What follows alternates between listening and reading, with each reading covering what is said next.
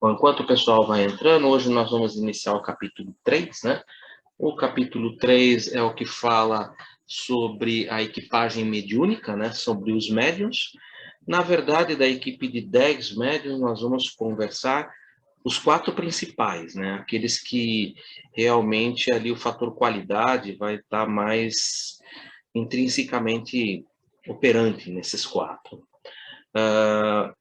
O capítulo 3 ainda não trabalha sobre os casos, né, que serão comentados no nosso livro. O livro, como vocês sabem, tem 30 capítulos.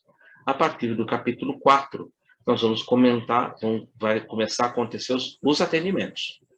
E esses atendimentos, eles vão estar, às vezes, 2 no mesmo capítulo, às vezes um no outro capítulo. Nem sempre no mesmo capítulo a gente vai ter mais do que um atendimento. E há alguns capítulos, inclusive, em que não há atendimento. Há explicações que Aulus vai fazer entre um capítulo e outro, entre um atendimento e outro, na verdade. São 15 casos. Na verdade, esse grupo mediúnico, ele vai atender 15 irmãos. Cada caso diferente um do outro.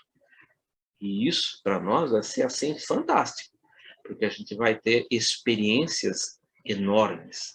A gente vai colher experiências muito grandes. Então, realmente eu digo que vai pegar fogo, de uma maneira assim poética de dizer, o livro vai ficar emocionante, vai trazer bastante recursos, né? A partir do capítulo 4, que é o primeiro atendimento. Quando houver o primeiro atendimento, aí realmente a gente vai ter muitas informações, vai começar a se tornar rico e, inclusive, vai nos suscitar a conversar, a tirar dúvidas, a fazer perguntas entre nós ali no esclarecimento. Para aqueles que hoje estão vindo pela primeira vez, o que eu notei hoje que está nos acompanhando pela primeira vez é a Rosana. Normalmente eu abro com os slides e falo até no máximo 9h10, 9h10, 9h05, ou seja, 50 minutos. 50 a 55 minutos. Onde quer que eu esteja dentro do capítulo, eu normalmente paro e abro para que a gente possa conversar a respeito daquilo que foi falado nos 50 minutos, para a gente ir trocando ideias. O capítulo 3, como ele é o capítulo que antecede o trabalho mediúnico, ou seja, aquilo que vai ser realizado, os atendimentos que vão ser realizados na sessão mediúnica, ele é um capítulo longo. Ele é um capítulo que eu consegui reduzir para 51 slides. Eu estou trazendo bastante conteúdo externo. Eu estou me utilizando de muito conteúdo do livro Estudando a Mediunidade, do Martins Peralva. Ou seja, conforme eu ia lendo, eu ia lembrando de livros que eu já tinha lido e que faziam parte do cabedal de conhecimento que eu já tinha. Eu fui, isso daqui está ligado a tal coisa, isso está ligado a tal coisa, e eu fui colocando. Então, esse capítulo, na verdade, ele deveria ter apenas 25 slides, mas com os adendos que eu coloquei, ele chegou a 51. Eu estou tomando cuidado de citar todas as fontes. Livro, página, quando é resumido, coloco o resumo, ou seja, tudo que vocês quiserem se aprofundar, eu estou dizendo de onde está saindo. Estou tirando daqui, estou tirando dali. E é basicamente o arcabouço que eu vou utilizar durante todo o estudo dos 30 capítulos. Lembrando que o capítulo 4 não sou eu quem vou fazer. Eu fiz o capítulo 1, o 2 e o 3. O 4 vai ser o Marco Antônio. E eu retorno depois, no 5 e no 6. Depois a gente vai ter o Roberto trabalhando no capítulo, acho que no capítulo 7. E a gente vai alternando. Capítulos que envolvem... Eu acho que Oi. Eu acho que eu faço 4, né? Você faz o 4, exato. É interessante a gente ir trocando, porque assim a gente não acostuma com um tipo e vai tendo recursos, outros recursos. O Roberto, por exemplo, ele é médico, então ele vai ter recursos para explicar coisas que eu sou incapaz de explicar, porque eu não domino nada dessa área. Então, há recursos que o Roberto com certeza vai nos auxiliar bastante. O Marco Antônio tem muito cabedal de conhecimento no trabalho mediúnico, ele é dirigente de grupos de desenvolvimento mediúnico e grupos de desobsessão, então ele tem muito conhecimento nessa área e ele pode nos ajudar também muito com toda a experiência que ele tem de anos e anos trabalhando dentro de sessões. Então, realmente a gente vai ter bastante pessoas que vão poder nos enriquecer. Agradecidos, então, a todos vocês, muito obrigado pela presença, desculpa tomar aí esses 7 primeiros minutos. Gostaria de passar a palavra para aquele que, porventura, se sentir intuído, sentir na vontade de colaborar com a gente, de fazer a abertura dos trabalhos da noite de hoje. Quem poderia, por gentileza, fazer a abertura para nós dos trabalhos da noite de hoje? Eu vou fazer, Edu, eu estou tentando entrar, tá? Pelo computador, mas eu vou fazer pelo celular. Você está me ouvindo? Sim, sem nenhum problema. Ok. Então, vamos serenar nosso coração, agradecer a Deus pela oportunidade. E aqui, reunidos, longe dos olhos, mas tão pertinho do coração, nos apresentamos a Ti, Senhor. Fortalecidos pela alegria que vem de Ti, pedimos aos Espíritos amados, aos nossos anjos bons e guardiões, mentores do infinito, que nos ajude a colocar em prática as instruções que nos deram e com o coração cheio de boa vontade, vamos iniciar a tarefa bendita que hoje cabe a este grupo. Que Deus nos abençoe, nos guarde, nos guie, e o coração que Ele nos ensinou, damos por abertos os trabalhos. Pai nosso que estais no céu, santificado seja o vosso nome, venha a nós o vosso reino, seja feita a vossa vontade, assim na terra como no céu. Pão nosso de cada dia nos dai hoje, perdoai as nossas dívidas, assim como nós perdoamos nossos devedores. Senhor, não nos deixes cair em tentação, livra-nos de todos os males e que a gente consiga assistir esta aula até o final, sem nenhumas intempéries de tanta chuva. Que Deus nos abençoe a todos, que assim seja, graças a Deus, graças a Jesus. Muito obrigado, Meg. Novamente, agradeço a presença de todos, lembrando que nada disso seria possível sem a presença de vocês. Vocês é que realmente fazem com que esse trabalho possa colher frutos, trazer frutos para todos nós. Vou abrir, então, a compartilhar com vocês a tela e vamos iniciar os nossos trabalhos de hoje. Só um segundo.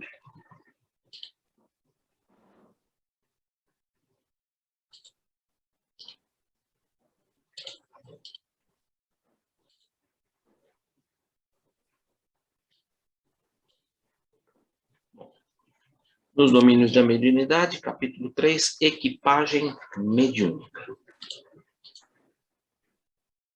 Aulus, nosso orientador, começa. Conheçamos nossa equipagem mediúnica, ou seja, vamos conhecer os médiuns, né, que fazem parte desse grupo de 10 médiuns. Eduardo, desculpa interromper, está gravando? Sim, está gravando. Ah, ok, vamos lá.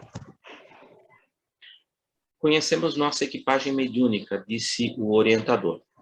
E detendo-se ao pé do companheiro encarnado que dirigia os trabalhos, acrescentou: este é nosso irmão Raul Silva, que dirige o núcleo com sincera devoção à fraternidade. Ou seja, o primeiro que ele vai apresentar é o dirigente do grupo, é aquele que vai coordenar os trabalhos aqui no mundo físico, né, na sessão mediúnica, é aquele que vai estar ali trabalhando diretamente com os médiuns no esclarecimento. Esse é o nosso irmão Raul Silva. Esse é o primeiro irmão que Aulus vai apresentar. Ele não vai apresentar apenas a pessoa física, mas ele também vai estar agora, André Luiz e Hilário, vão estar comentando e fazendo os comentários que são relativos àquilo que eles visualizam lá na erraticidade, acompanhando os trabalhos, acompanhando aquilo que vai se desenrolar durante a sessão. Continuando, Aulus falando de Raul Silva, né? Correto no desempenho dos seus deveres e ardoroso, ou seja, fervoroso na fé, consegue equilibrar o grupo na onda de compreensão e boa vontade, que lhe é característica. Pelo amor com que se desincumbe da tarefa, é instrumento fiel dos instrutores desencarnados, que lhe identificam na mente um espelho cristalino, retratando-lhe as instruções. Tudo que aparece entre parênteses pequenininhos são anotações que eu coloco de cunho de estudo. Então, nosso irmão, Raul Silva, ele possui uma ótima sintonia com os espíritos que compõem o grupo grupo de trabalho, né, que estão ali, os espíritos que vão colaborar durante todo o trabalho de desobsessão. Ou seja, os mentores, os espíritos simpáticos, os espíritos trabalhadores daquela sessão mediúnica. O que eu acho interessante, o que eu citei e grifei, é esse equilibrar o grupo. É de suma importância que o dirigente ele seja uma pessoa que tenha profundo bom senso. Aquilo que Kardec nos coloca e nos apresenta em toda a sua obra, né? Um profundo bom senso. Bom senso em todos os sentidos, ou seja, ele possui condições de manter o equilíbrio dentro da equipe, compreendendo uns, em alguns momentos agindo com um pouco mais de energia, em outros momentos mantendo o equilíbrio, em outros momentos até cedendo em alguns pontos, para que possa estabelecer um equilíbrio, um trabalho de amor, um trabalho em que todos que estão ali reunidos estejam realmente porque se amam. Eu dirijo um grupo na segunda-feira no CETRELV, e eu costumo dizer que esse grupo é como se fosse uma grande família. Nós somos ali uma família, e temos que nos ver, e nos vemos ali, como irmãos em uma família, trabalhando para um mesmo chefe, para um mesmo espírito, que é Jesus, nosso modelo e guia. E que nós ali precisamos nos ver como nessa família muito próxima, que juntos ali somos capazes de fazer muitas coisas. Agora, sozinhos, não somos capazes de fazer nada. Então, um auxiliando o outro. Eu costumo sempre dizer que aquele que está dando a passividade, que outros mantenham-se em oração, que possam ali emitir energias para auxiliar o irmão, para auxiliar o médium, para que todo mundo sempre esteja um ajudando o outro, para que a gente possa realmente alcançar os fins nos quais a gente se encontra ali reunido. Esse processo de equilíbrio não é fácil. Infelizmente, é uma coisa que a gente costuma dizer, né? No grupo espírita, há muitos melindres. Infelizmente, a gente ainda vive muito com isso. E a gente precisa tomar certas precauções com relação a isso. Tem que ser muito preciso naquilo que fala, precisa estar muito conciso naquilo que solicita, tendo sempre muita certeza naquilo que está se pedindo, naquilo que está se apresentando, sendo muito verdadeiro perante todos, para que realmente você possa encontrar afinidade e estabelecer esse equilíbrio, que é importantíssimo.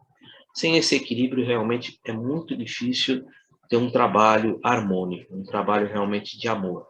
Precisa ter esse equilíbrio. É uma das coisas que eu procuro, né, sempre trabalhar. E por isso que eu parei para comentar, porque quando ele colocou isso, né, consegue equilibrar o grupo na onda de compreensão e boa vontade. É um trabalho muito difícil. Eu me esforço bastante, mas ainda reconheço, tenho minhas falhas, estou procurando corrigi-las, mas é um ponto principal daquele que é o dirigente. Ele precisa realmente ter equilíbrio, ele precisa ter essa compreensão, ter essa boa vontade, em alguns momentos ceder, em outros momentos equilibrar, em outros momentos ele tem que agir com alguma rigidez, com alguma certeza, para que realmente o equilíbrio e o trabalho fiquem com qualidade, com séria qualidade. Então isso é importante, é uma coisa muito importante. Um comentário meu, né, sempre aquilo que eu falo, eu gosto de fazer como comentário, porque não adianta só falar, o ideal é a gente ler, né? O dirigente é o elemento de equilíbrio e da harmonia do grupo. Como é o dirigente humano do grupo, precisa, nas palavras de Hermínio Miranda, estar consciente dessa responsabilidade e usar sua autoridade com muito tato, sem abonar a firmeza. O dirigente terá que dispor de certa dose de autoridade, exercida por consenso geral, para disciplinar e harmonizar o grupo, jamais se esquecendo que liderar é ordenar esforços e não impor condições, e de que, em um grupo espírita, todos são de igual importância. Pouco importa se é um médium de psicografia, psicofonia, ou se é um médium de sustentação, são extremamente importantes. Uma sessão em que me falta um médium de sustentação é diferente de uma outra em que todos estão presentes. Uma sessão em que falta um dos trabalhadores da psicografia é totalmente diferente de quando a sessão está totalmente completa.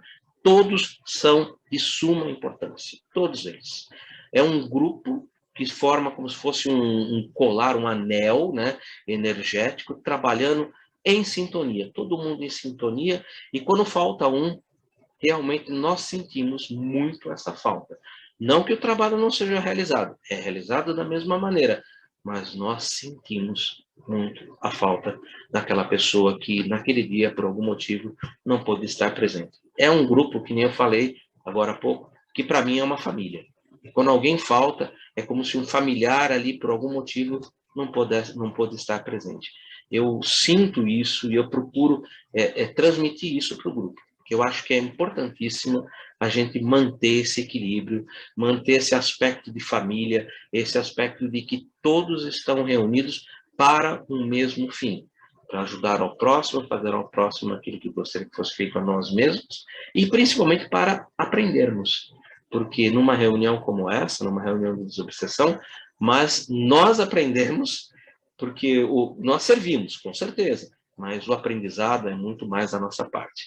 E a gente realmente tem que aproveitar muito e extrair dali o máximo de aprendizado para as nossas vidas. Isso é muito importante para todos nós. O dirigente é o ponto de equilíbrio do grupo, responsável pela conduta, pela harmonia, pela seriedade e pela sua disciplina. E, assim, quanto mais elevadas forem as suas qualidades morais, intelectuais e espirituais, maior a eficácia com que consegue captar e inserir as instruções do plano superior no desenvolvimento dos trabalhos. Bibliografia complementar que eu utilizei nesses dois comentários estão em Estudando a Mediunidade, Martins Peralva, capítulo 6, Irmão Raul Silva. E um outro livro que eu recomendo a leitura, é imperdível, esse é livro de cabeceira, Diálogo com as Sombras, Hermínio Correia de Miranda, capítulo 1, A Instrumentação, o Grupo. Então, esses dois comentários eu tirei dali de dentro. E por que eu, como dirigente de grupo, né, eu tenho que me esforçar, eu coloquei para mim uma meta, né, como um dirigente, e todos aqueles que aspiram, né, caminhar para trabalhar numa sessão de desobsessão, não só na direção da sessão, mas como médiuns, né? Essas qualidades morais, intelectuais, espirituais, isso são importantíssimas a gente desenvolver. E o nosso irmão aqui, o Aulus, ele vai nos falar a respeito disso já logo mais. Isso é de suma importância. Um outro aspecto importante que eu lembrei enquanto falava disso, no Livro dos Médiuns, no item 331, capítulo 29, na palavra esclarecida de Allan Kardec, assevera que a reunião mediúnica é um ser coletivo. Por isso que eu gosto de dizer que, para mim, ela é uma família. E sendo assim, não poremos dúvida que todos são muito importantes no desenrolar da sessão. Sem vestígio de dúvida, as responsabilidades se equiparam, sendo que cada qual estará atendendo às suas funções, mas todas são do mesmo modo importantes. E aí uma comparação importantíssima, né? Porque o leme pode estar na minha mão, mas não adianta ter um bom leme se eu não tiver uma boa casa de máquinas, como não adianta ter uma boa casa de máquinas se eu não souber dirigir. E aí Kardec, o bom senso em pessoa, né? Ele coloca uma coisa que é maravilhosa, né? Se o leme estiver bem conduzido e a casa de máquinas mal cuidada ou relaxada, poderão decorrer graves acidentes. Ou seja, não adianta só estar sendo bem conduzido. Eu preciso que todos estejam ali presentes de espírito, de corpo, presentes mesmo, de coração, né?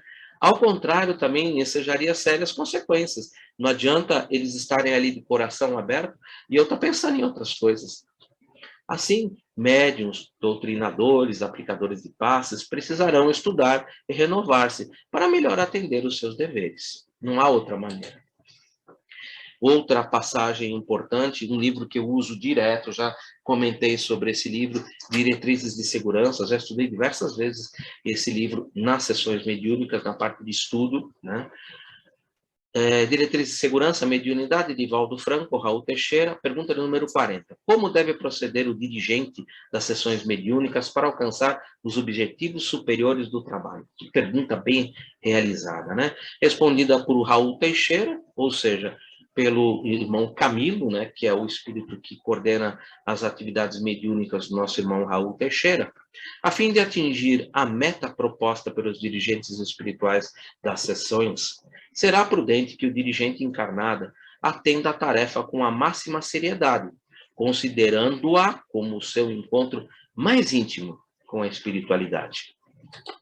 E ele continua. Na condição de condutor encarnado do empreendimento mediúnico, deverá preparar-se para filtrar as inspirações do invisível superior, por meio das indispensáveis disciplinas do caráter, de uma vida enobrecida pelo cumprimento do dever, pela renúncia aos vícios de todos os tipos, que nodoam tanto o seu psiquismo quanto o seu organismo físico. Será de grande valia, tanto para o dirigente quanto para aqueles que se candidatam a tal direção de trabalhos mediúnicos, o gosto por estudar as obras literárias do Espiritismo, assim como o hábito das meditações em redor do que haja lido, facilitando a identificação das diversas ocorrências que poderão estar presentes nas sessões, permitindo interferências indispensáveis nessas ocasiões, com conhecimento de causa. O fenômeno do animismo, que todo dirigente enfrenta, e isso é normal, assim como os das mistificações, somente à custa de muita reflexão em torno de muito estudo e amadurecimento, com o consequente conhecimento do ser humano, poderão ser identificadas satisfatoriamente. Eu considero que é importante, principalmente para o dirigente, que ele tenha um bom arcabouço de leituras, principalmente de irmãos que desenvolvem livros dentro dessa área. Livros que eu normalmente costumo utilizar e que vocês vão ver citados normalmente. Diálogos com as Sombras, de Hermínio Miranda, Diário de um Doutrinador, de Luiz Gonzaga Pinheiro, eu uso muito, Painéis da Obsessão, de Manuel Filomeno de Miranda, Obsessão, Instalação e Cura, também de Manuel Filomeno de Miranda, de Valdo Franco, Loucura e Obsessão, esse é muito bom, de Manuel Filomeno de Miranda. Esses 5 livros são os livros que eu normalmente mais utilizo. Eu já li e reli esses livros pelo menos umas 2 vezes, principalmente o Diálogo com as Sombras, que é um dos livros que eu considero assim basilares, né? Que tem ali o conceito mais básico, né? De um trabalho mediúnico bem realizado. Então, são obras que eu cito e que vocês vão ver que durante o nosso estudo eu vou estar sempre trazendo trechos dela, como já trouxe, no capítulo 1, no capítulo 2 e aqui também no capítulo 3, eles vão sempre aparecer algum trecho dessas obras que, conforme eu vou lembrando, eu vou inserindo no nosso estudo. Retornando, né, terminando esse nosso parênteses, né, André Luiz, logo após caminhou em direção a uma senhora muito jovem e, designando-a, explicou. Eis nossa irmã Eugênia, médium de grande docilidade, que promete brilhante futuro na expansão do bem. Excelente órgão de transmissão, coopera com eficiência na ajuda aos desencarnados em desequilíbrio. Possui intuição clara, aliada à distinção moral. Tem a vantagem de conservar-se consciente nos serviços de intercâmbio, beneficiando-nos a ação. É uma médium consciente. Como a grande maioria dos médiuns hoje que operam dentro das lides, ou seja, dentro dos trabalhos, das reuniões, tanto no desenvolvimento como nas reuniões de desobsessão e esclarecimento que nós participamos. A grande maioria dos médiuns hoje são médiuns conscientes. A gente já fez um estudo preliminar antes de iniciarmos o nosso estudo do livro Nos Domínios da Mediunidade, então eu trouxe apenas como um comentário de um slide, para a gente lembrar aquilo que a gente estudou. Isso, na verdade, já está publicado, está no nosso canal do YouTube, então quem quiser depois pode retornar e ali se aprofundar um pouco mais, porque eu cito livros, eu cito mais coisas no nosso desenvolvimento antes do início desse livro. Foram 6 lives, né, em que nós fizemos ali estudo de mediunidade, mediunidade de efeitos físicos e mediunidade de efeitos inteligentes. Tudo que está ali foi baseado no livro dos médiuns. O médium intuitivo tem a consciência do que ocorre à sua volta no plano físico, sem desligar-se mentalmente do comunicante espiritual. Lembre-se que lá no capítulo 1, Albério, e a gente já conversou sobre isso, que essa comunicação entre o espírito e o médium se dá mente a mente. Portanto, vejam a figura ao lado, ela mostra essa comunicação direta, mente a mente. O médium fiscaliza a comunicação, controlando gestos e palavras do espírito. O espírito comunicante entra em contato com as irradiações perispirituais do médium e, emitindo também suas irradiações perispirituais, forma uma atmosfera fluídica, capaz de permitir a transmissão de seu pensamento ao médium, que, ao captá-lo, transmitirá com suas possibilidades em termos de capacidade intelectual, vocabulário, gestos e etc. Há exteriorização do perispírito do médium de apenas alguns centímetros. Na verdade, nós vamos compreender essa exteriorização, essa emancipação, mais para frente. Os médiuns conscientes, esse afastamento do perispírito, ele é bem pequeno, alguns centímetros. O médium age como se fosse um intérprete da ideia sugerida pelo espírito, exprimindo-a conforme sua capacidade própria de entendimento. Por isso, quanto mais conhecimento, quanto mais experiências a pessoa tiver, o médium tiver, mais facilidade ele vai ter para ali expressar a ideia que ele está recebendo, o pensamento que está sendo lhe passado. A vantagem aqui, principalmente, é o filtro. Porque se o espírito que está se manifestando pelo médium se utiliza de uma palavra inadequada para o momento, o médium substitui essa palavra sem perda nenhuma. Sem quase nenhuma perda. Ah, mas isso é anímico? Não. Isso se chama educação mediúnica. A educação mediúnica ela é exatamente para nos proporcionar a capacidade de sermos bons filtros, de termos essa capacidade intelectual de vocabulário, gestos e possibilidade de exprimir o pensamento que eu recebo de uma maneira clara, de uma maneira objetiva, sem grandes interferências, e que possa ali estabelecer uma forma de diálogo, e que esse diálogo possa trazer proveito para todos que ali estão presentes, para aquele que está no diálogo e para todos que nós que estamos aprendendo dentro daquele processo de manifestação mediúnica que está ocorrendo naquele momento. Então, essa segunda passagem, o médium acha como se fosse um intérprete da ideia sugerida pelo espírito, ele recebe o pensamento, né, exprimindo conforme a sua capacidade própria de entendimento. Obviamente, se o médium ali, o espírito que se aproxima, por exemplo, é um grande jurista, pode acontecer de ser um espírito, por exemplo, de um juiz de direito, e que tem um linguajar muito específico, muito forte, da área do direito, e o médium que está ali, ele, por exemplo, não tem conhecimento nenhum dessa área. Ele vai exprimir de acordo com aquilo que ele pode compreender e entender. Algumas palavras ele vai pronunciá-las mesmo sem ter um conhecimento profundo sobre elas, mas ele vai tentar construir a ideia de acordo com o cabedal de conhecimento que ele possui.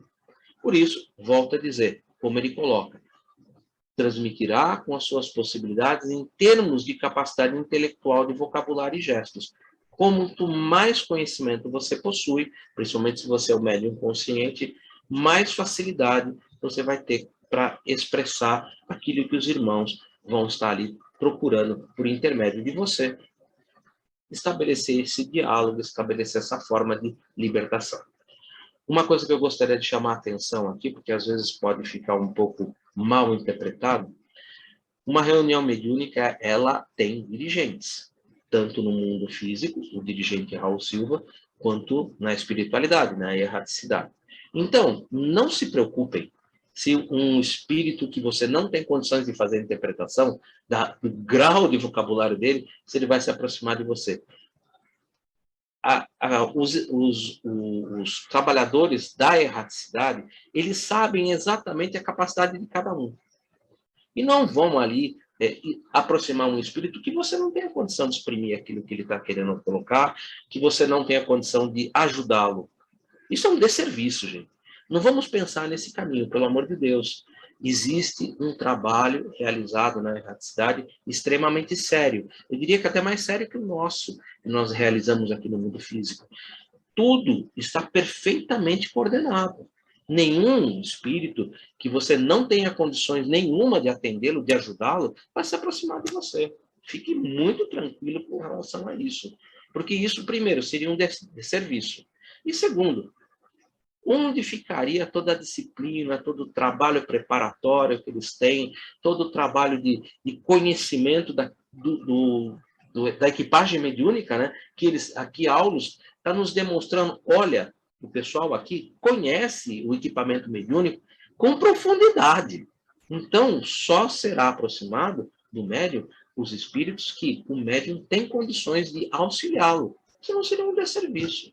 Não pense nesse sentido, porque senão algumas pessoas podem, depois desse diálogo que a gente fez, estar pensando assim, então eu vou precisar ser um gênio em tudo para poder receber todos. Não, você vai atender tudo dentro das suas capacidades. Agora, você pode ampliar o leque de atendimento à medida que você amplia em você mesmo a sua capacidade intelectual e o seu vocabulário e todas as suas possibilidades de expansão de pensamentos que você ali recebe dos irmãos que estão se manifestando. Então, se você deseja, por exemplo, trazer boas comunicações, por exemplo, instruções, livros, psicografias de um nível de entendimento muito alto, faça como fez o nosso irmão Divaldo Pereira Franco, como fez o nosso irmão Francisco Cândido Xavier, que escreveram ali dezenas e dezenas de páginas, estabeleceram sintonia,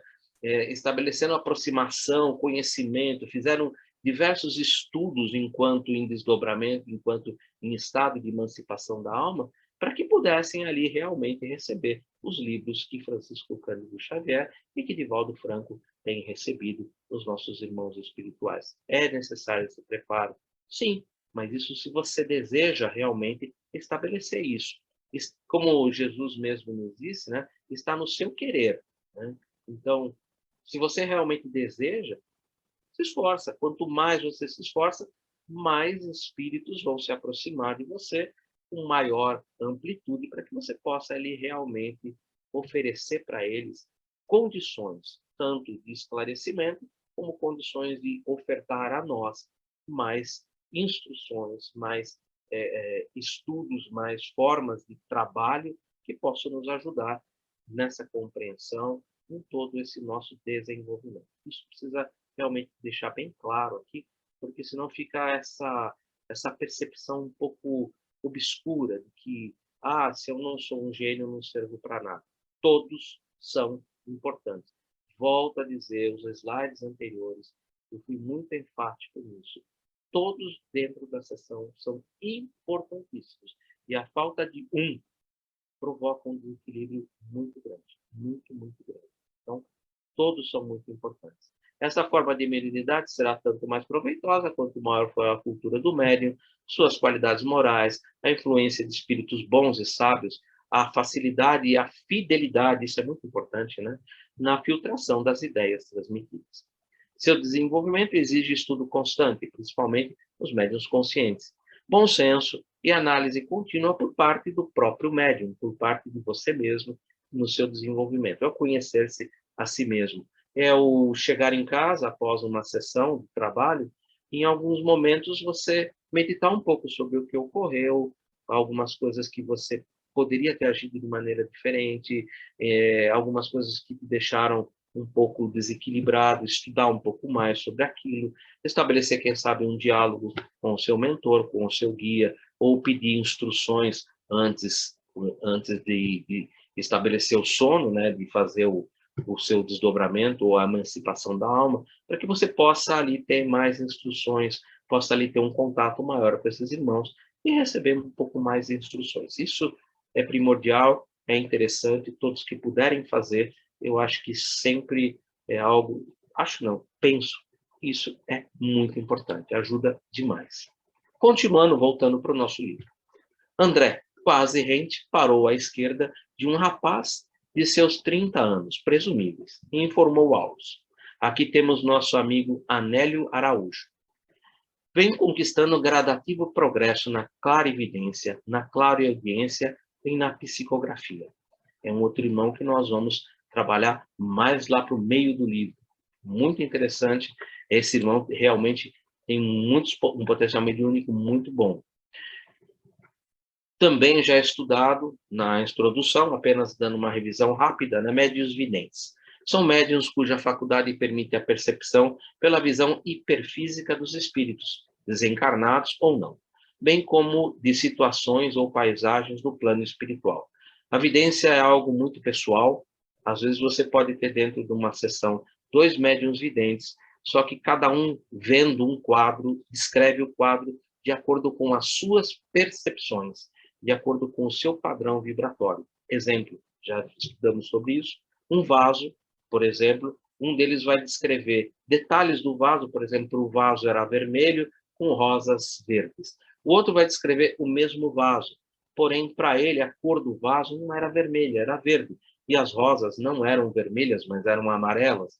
Pode haver dissonância um pouco na forma, porque cada um deles pode estar num padrão vibratório um pouquinho diferente um do outro. Então, as visões, elas nem sempre são exatamente iguais. O conteúdo em si, sim, era um vaso.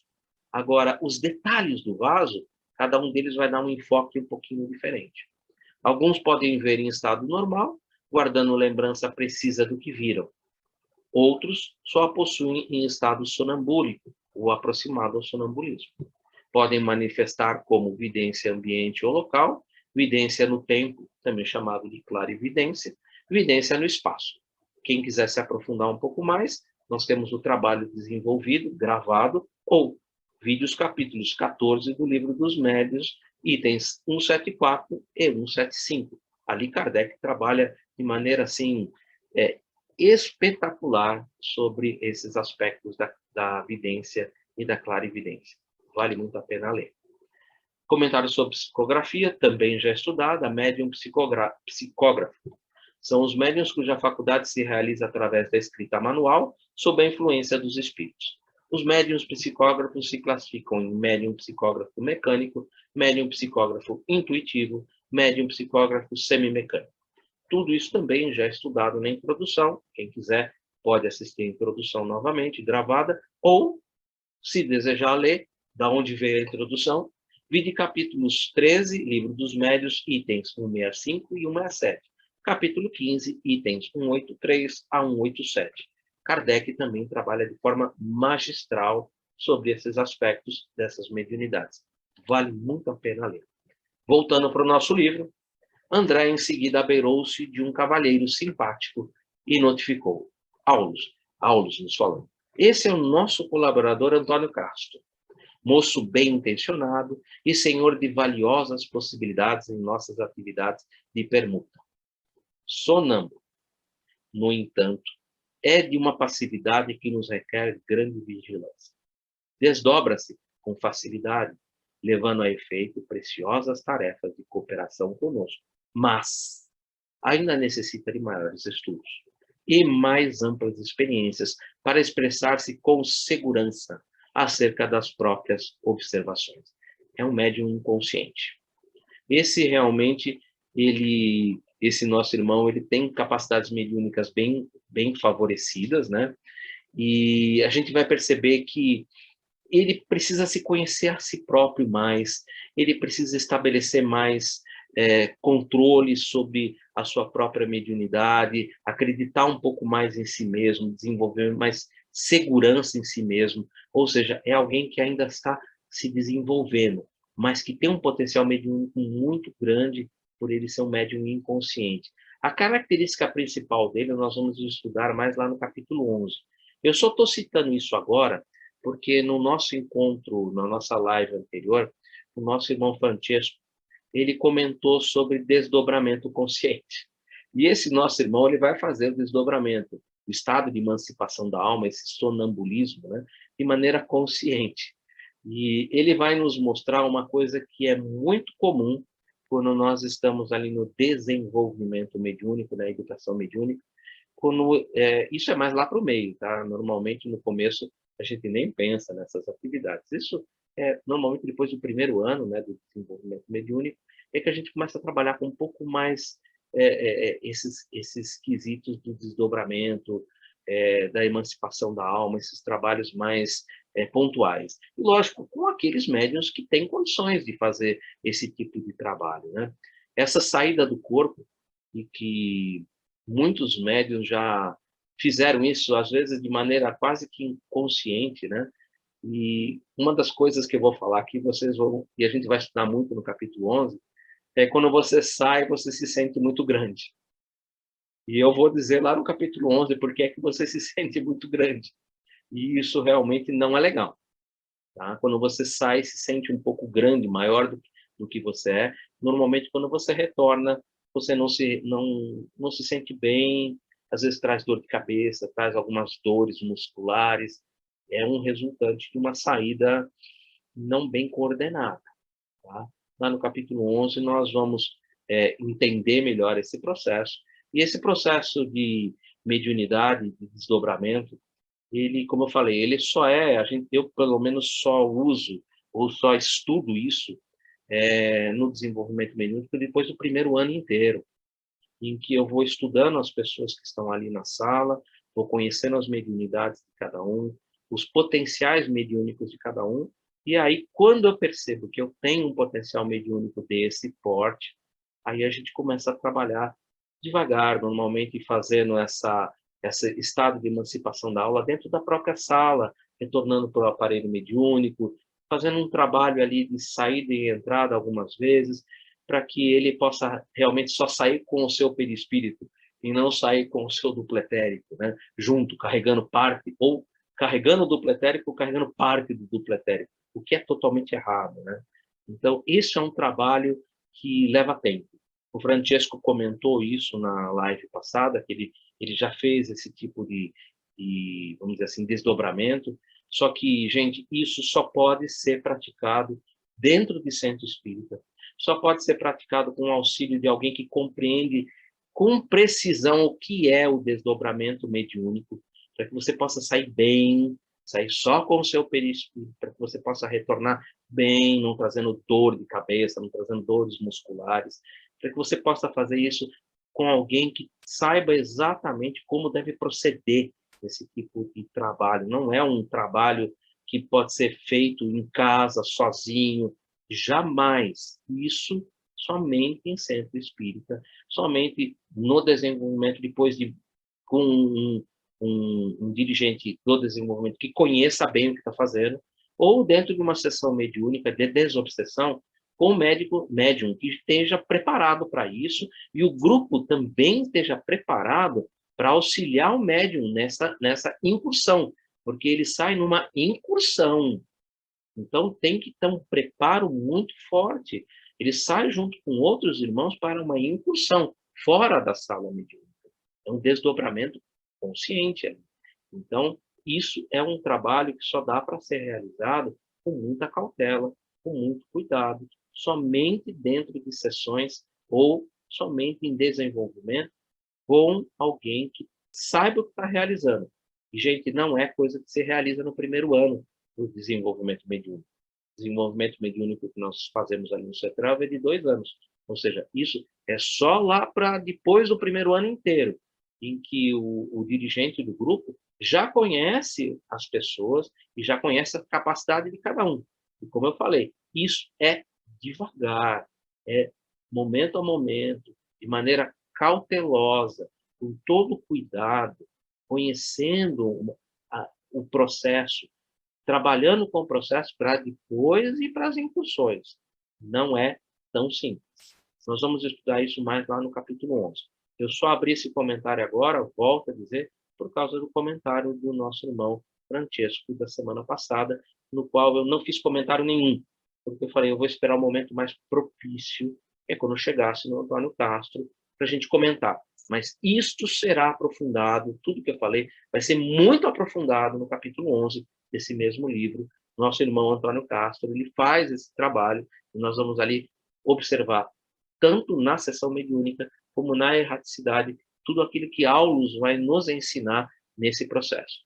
Muito importante, muito bom, vale a pena estudar isso, com certeza. É necessário. Comentário da mediunidade inconsciente ou sonambúlica, né? E aqui a figurinha ao lado, ela dá uma ideia perfeita desse afastamento, né? Desse deslocamento do perispírito, né? O médium se desvencilha do corpo físico em decorrência do desdobramento. Na linguagem kardeciana, né? Emancipação da alma. Por se encontrar em estado de transe profundo ou sonambúlico. Percebem que é como se fosse à noite dormindo, só que ele faz isso de uma maneira ali no trabalho mediúnico, ou num transe profundo, ou no estado sonambúlico da alma, em que ele se emancipa e sai com o seu perispírito. Capítulo 11 vai matar essa curiosidade. Até lá, vamos apenas conhecer o processo. A exteriorização perispiritual, finalização com a entidade que se comunicará, emissão e assimilação de fluidos, formação da atmosfera necessária para que a mensagem se canalize por intermédio dos órgãos do médium, são indispensáveis. Ou seja, o processo, como era no consciente e no inconsciente, é indispensável, são os mesmos. O comunicante se utiliza mais livremente de elementos físicos do imedianeiro, pelo que a sua comunicação é mais fiel e isenta de interpretações, principalmente se ela é totalmente, como nesse caso, que nós temos, ela é totalmente inconsciente. Não há interferência mímica da parte do médium. É comum, nesse caso, observar da afinidade que o espírito retrate também, com maior ou menor nitidez, o tom de voz, a maneira e até mesmo seu aspecto físico característico. Isso nós chamamos, dentro da sessão mediúnica, de transfiguração mediúnica. Médiuns que têm essa transfiguração mediúnica são normalmente médiuns inconscientes ou semiconscientes. Os semiconscientes também trazem essa característica da transfiguração mediúnica, ou seja, muda tom de voz, às vezes a expressão do rosto também muda. Há algumas mudanças que ali o doutrinador, o esclarecedor, ele percebe nitidamente, principalmente tom de voz. O tom de voz, às vezes, é algo assim totalmente adverso à voz do nosso irmão ali encarnado, naturalmente, ou mesmo ele forçando, é um tom realmente muito adverso àquilo que ele normalmente ali expressa. Uma coisa que é importante aqui, que é essa interpretação, interferência mediúnica, isenta de interpretações, isto é relativo. Um médium inconsciente bem educado, ele é possuidor de bons hábitos. E por ser possuidor de bons hábitos, quando o espírito comunicante, por ele, vai se utilizar de uma palavra de baixo calão, ou de uma palavra que naquele local não seria uma palavra coerente, esse médium mesmo inconscientemente, ele como médium inconsciente, ele não fala. Ele não fala porque isso não faz parte dos hábitos dele. Não adianta, porque ele vai ter essa filtragem, é natural. Só que essa filtragem natural desse irmão inconsciente, ela é construída através de uma formação de um bom caráter e de bons hábitos. Então, esse médium inconsciente, o ideal é que ele seja possuidor de bons hábitos, para que ele possa ali se exprimir e não havendo interferência anímica, mas pelo simples fato de que não faz parte de mim a pronúncia de palavras indecentes ou contar uma anedota, por exemplo, dentro. Esse tipo de coisa ele não vai fazer naturalmente. Ele não faz isso naturalmente porque é hábito. É um hábito que ele possui. Então, mesmo ele sendo apenas um mecanismo de expressão, esse mecanismo de expressão, pela força dos hábitos, não acontece esse tipo de manifestação. Isso é interessante, E é uma das características que eu, para dizer a verdade, eu nunca tive no meu grupo de desenvolvimento, eu nunca tive um médium inconsciente, totalmente inconsciente. Eu conheço muitos e trabalho com muitos semiconscientes. Agora, totalmente inconsciente, eu nunca tive nenhum. Mas eu acredito que a mesma psicologia que eu uso com os semiconscientes, que é tenha bons hábitos, procure policiar você mesmo, e não falar a palavra de baixo calão, de ter consciência do local, consciência daquilo que você ali dentro daquele local pode exprimir, daquilo que você pode apresentar, que isso te ajuda muito na hora do trabalho. E isso tem dado resultados assim maravilhosos com médiuns semiconscientes. Penso que, da mesma maneira, um médium inconsciente, possuidor de bons hábitos, também vai ter as mesmas características.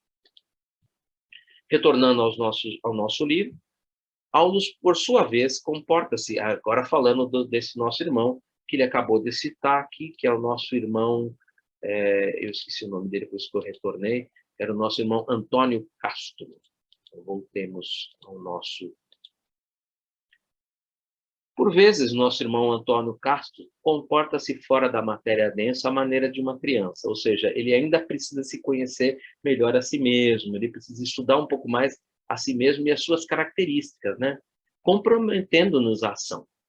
Quando empresta o veículo a entidades dementes ou sofredoras, exige, de nós, muita cautela, porquanto quase sempre deixa o corpo à mercê, ou seja, entregue dos comunicantes, quando lhe compete o dever de ajudar-nos na contenção deles. E foi daí que, dessa instrução de Aulus, que eu me fortifiquei em dizer que bons hábitos, cultuar bons hábitos, vai ajudar muito nesse dever, vai realmente fortalecer esse dever, a fim de que o nosso empreendimento de fraternidade não lhe traga prejuízo à organização física. Eu costumo dizer, vou parar nesse ponto, né? Eu costumo dizer que mesmo você que é consciente, semiconsciente ou mesmo inconsciente, lembre-se que você está praticando a caridade, você está emprestando o corpo, mas o corpo é seu. É como se você estivesse emprestando um radinho para alguém, e esse alguém, você precisa que esse alguém tome cuidado com o seu radinho. Se você percebe que ele vai quebrar o seu radinho, você não empresta, simples assim, né? Então, é nesse sentido, né? Você precisa vigiar o teu corpo, né? Para que ele não cause danos ao aparelho mediúnico, né? Será, porém, valioso auxiliar em nossos estudos.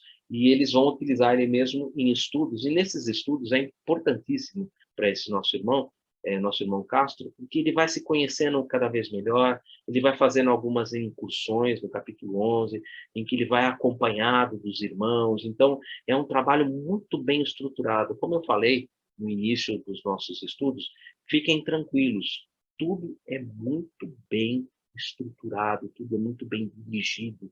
A equipe mediúnica e os trabalhadores da erraticidade, os mentores, os guias, os trabalhadores ali, é um conjunto harmônico e muito preciso. É tudo minuciosamente acertado, está tudo muito bem desenhado. Nada vai acontecer fora daquilo que era esperado. É tudo milimetricamente acertado. Comentário: maiores estudos, né? Por que isso? O estudo é fundamental para o médium. Segundo Martins Peralva, em Estudando a Mediunidade, e é importante que Martins Peralva, quando eu li isso, eu lembrei disso daí, né? Ser médium investir a criatura de sagrada responsabilidade perante a Deus e a própria consciência, uma vez que ser intérprete do pensamento das esferas espirituais é o medianeiro entre o céu e a terra. Daí se conclui que quanto maior o seu conhecimento, tanto maior também será a qualidade do trabalho mediúnico, pois se tornará um instrumento mais capacitado a ser utilizado pelos espíritos superiores, assim como entre os encarnados, os elementos mais capacitados são sempre os escolhidos para os trabalhos que requerem maior especialização e confiança. É a mesma sintonia, é o mesmo trabalho. Se aqui a gente possui, eu preciso de um engenheiro de cálculo estrutural, eu vou procurar o melhor engenheiro de cálculo estrutural para fazer aquele tipo de trabalho. Aqui é a mesma coisa, né? No trato mediúnico é o mesmo sistema, não tem diferença nenhuma. transcrevendo Viana de Carvalho, em psicografia de Divaldo Franco, no livro Médiuns e Mediunidades. Peguei só um trechinho. Para um correto estudo das mediunidades e dos médiuns, não se pode deixar em plano secundário a doutrina espírita.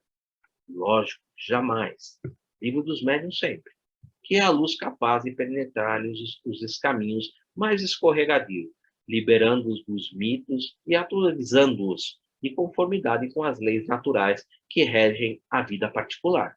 O livro dos médiuns, que é o compêndio insuperável para o entendimento da grave percepção mediúnica e de como se devem comportar aqueles que são portadores da mediunidade. Retornando novamente, ainda temos mais um tempinho, dá para a gente conhecer a nossa última médium, e aí a gente vai paralisar nesse processo, porque essa nossa irmã Celina, realmente, ela é alguém que vai nos mostrar um potencial mediúnico que é muito bonito e que é possível. O que ela conseguiu, qualquer um de nós pode conseguir. Basta querer, basta estudar, basta correr atrás, como a gente diz, né? E aí, movimentando-se algo mais, o assistente parou diante de respeitável senhora, que se mantinha em fervorosa prece e exclamou: Aulus nos falando. Apresento-lhes agora a nossa irmã Celina, devotada companheira de nosso ministério espiritual. Já atravessou o meio século de existência física, ou seja, tem mais de 50 anos, conquistando significativas vitórias em suas batalhas morais. E essas batalhas morais dessa senhora é que realmente mostram onde a gente encontra o campo de trabalho. E o campo de trabalho, gente, não poderia ser outro, que é na família.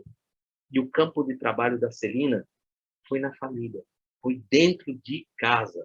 É o nosso campo de trabalho e de desenvolvimento.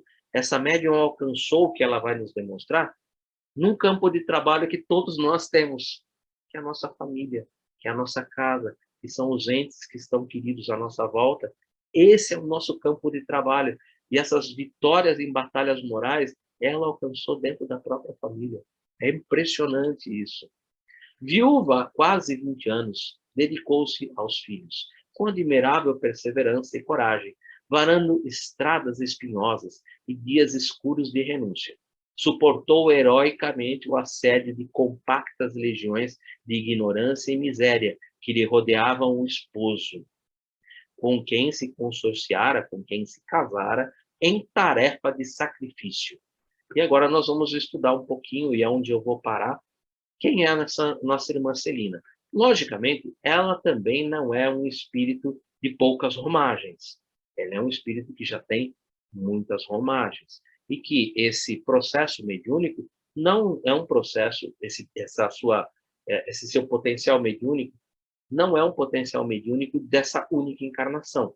Ela possivelmente, nas suas romagens, vem aperfeiçoando esse potencial mediúnico, chegando aos quilates de aquisição que ela hoje nos apresenta.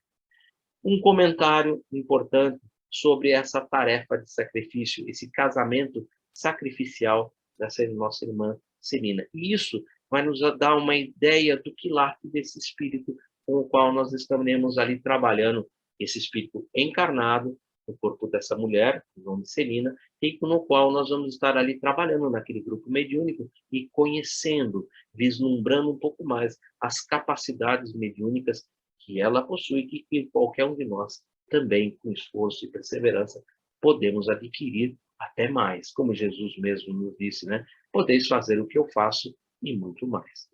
Casamento sacrificial. Estudando a mediunidade, Martins Peralva. Por que Martins Peralva estudou ali os diversos tipos de casamento? Porque nós vamos ver que mais para frente vão aparecer outros casamentos, e Martins Peralva achou isso importantíssimo, e por isso, no livro Estudando a Mediunidade, ele abriu um capítulo só para estudar isso. Não que ele está fora, não, ele está perfeitamente sintonizado com o livro Nos Domínios da Mediunidade. Estudando a Mediunidade está em perfeita sintonia. Às vezes você abre aquele livro e fala assim, pô, mas por que o cara está falando de casamento num livro que estuda a mediunidade? Mas é porque o fato dos casamentos e dos tipos de casamento foram citados todos dentro do livro Os Domínios da Mediunidade.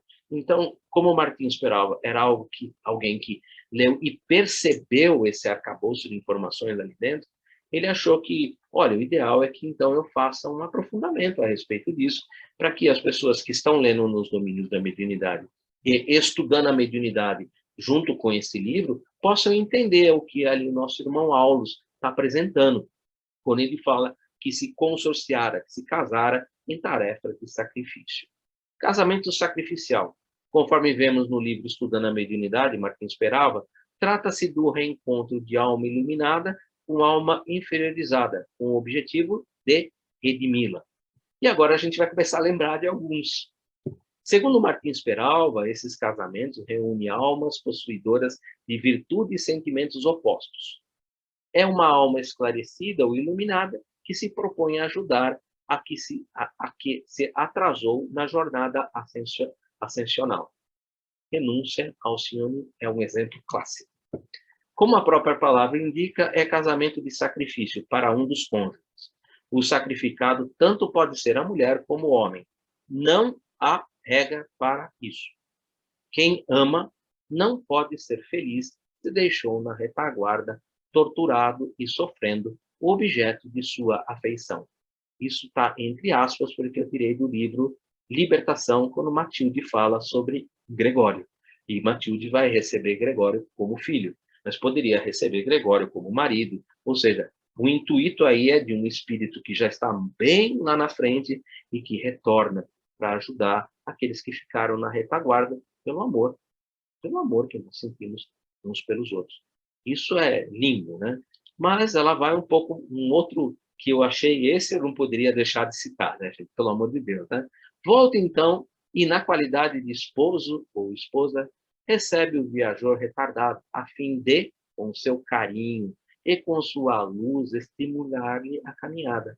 É o vanguardeiro compassivo que renuncia aos júbilos cabíveis ao vencedor e retorna à retaguarda de sofrimento para ajudar e servir. O casamento sacrificial é, pois, em resumo, aquele em que um dos cônjuges se caracteriza pela elevação espiritual e o outro pela condição evolutiva deficitária. Lívia, esposa de Públio Lentulus. Essa é característica típica de um espírito que realmente já estava um pouco mais além e que vem ali auxiliar alguém que estava na retaguarda por amor. O amor que nós vemos ali de Lívia por Públio Lentulus em há 2000 anos é algo que exprime muito esse tipo de casamento. A forma como ali Públio é iludido, né, por todo aquele trabalho ardiloso, né, de colocando Lívia numa condição que estaria fora do casamento, né? O tratamento dele com Lívia, e Lívia sempre ali reta, sempre ali mantendo a compostura, mantendo aquela família da maneira melhor que ela podia, é típico, é claro de um casamento desse porte, desse naipe.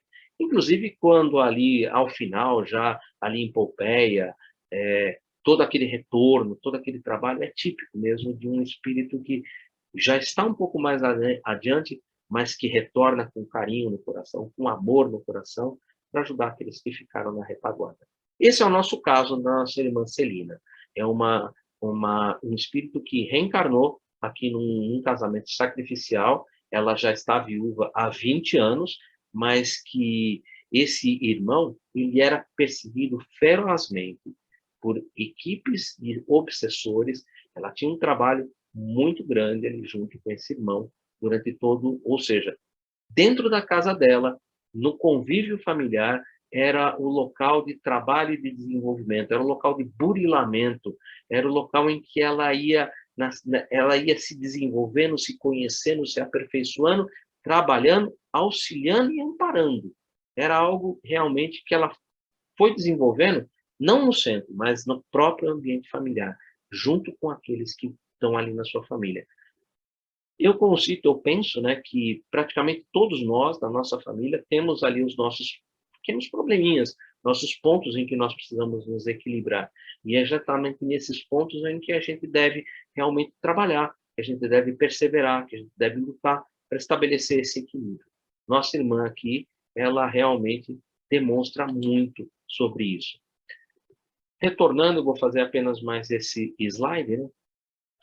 Conheceu de perto a perseguição de gênios infernais, que eu comentei sobre isso, a quem não se rendeu e lutando por muitos anos para atender de modo irrepreensível às obrigações que o mundo lhe assinalava, a que isolou, ou seja, purificou as faculdades mediúnicas, em casa, trabalhando junto dos seus, servindo, aperfeiçoando-as nas chamas do sofrimento moral, como se aprimora as peças de ferro sob a ação do fogo e da bigorna. Ela não é simples instrumento de fenômenos psíquicos. Eu achei lindo Aulus terminar, e eu vou terminar nesse slide, ele terminar dessa maneira, porque é uma puxada de orelha na gente, né? Quando ele fala assim, olha, ela não é simples instrumento de fenômenos psíquicos. Porque, gente, eu já fiz isso, né? Eu já contei para vocês que quando eu comecei na doutrina espírita, eu sou médium semiconsciente, eu, por muitos anos, não foi por pouco tempo não, por muitos anos, eu me contentava apenas de ir no centro espírita, entrar na sessão, servir como médium de psicofonia, psicografia, servir ali como médium, terminava a sessão, ia embora para casa e tudo bem. Era simples instrumento de fenômenos psíquicos. Não tinha, sabe, não tinha entendido ainda a tarefa, não tinha ainda entendido o quão eu poderia, com essa tarefa, ajudar mais, colaborar mais, fazer mais. Eu simplesmente estava servindo, como nós vemos ali no Gubbio, quando ele fala na reunião mediúnica, lá no livro de Libertação, que muitos dos médiuns naquela reunião, ele comentou, né, isso eu lembro, que muitos dos médiuns ali, eles estavam sendo utilizados porque, já que não tem algo melhor, né, vai tu mesmo, né? Mas que coisa deprimente, né? Hoje eu me vejo naquele passado e falo assim, mas que coisa deprimente, né? Eu era um simples instrumento de fenômenos psíquicos. E quanto eu podia aprender com isso, quanto eu poderia melhorar, quanto eu poderia servir melhor, quanto eu poderia compreender o que estava se passando e compreendendo, podendo participar mais, podendo trazer até melhores informações, ser um veículo de manifestação que pudesse realmente exprimir ideias de espíritos com um potencial maior, que pudesse ajudar não só aquele grupinho ali que, dentro das minhas capacidades ali de discernimento, de desenvolvimento do vocabulário, dos conceitos, que era simples, era o beabá da coisa. Agora, podia servir muito mais. E isso realmente foi algo que me fez realmente, não, eu preciso estudar, compreender muito mais profundamente todo o aspecto, estudar mais a mediunidade, como ela ocorre, de que maneira ela está ocorrendo, para realmente se tornar não mais um instrumento simples, mas um instrumento que possa servir mais, que possa ajudar mais, que possa estar mais presente, que eu possa ter um vislumbre maior daquilo que acontece para o meu aprendizado também, para o aprendizado daqueles que estão à minha volta, que ouvem, que presenciam aquilo que está ocorrendo e que também serve para o aprendizado deles. Isso, gente, é algo assim que eu trabalho me conheci como médium em 1997 e de lá para cá eu tenho trabalhado e por muitos anos, pelo menos uns 6 ou 7 anos, eu fui esse instrumento simples. Demorei muito para cair a ficha. E hoje eu procuro sempre que ali no desenvolvimento, porque na época que eu entrei, na verdade eu entrei até um pouco mais cedo, desde 93 eu já estava mais ou menos ali engajado, mas com mais características mesmo em 97. E meu desenvolvimento ele não foi realizado em sala de desenvolvimento mediúnico.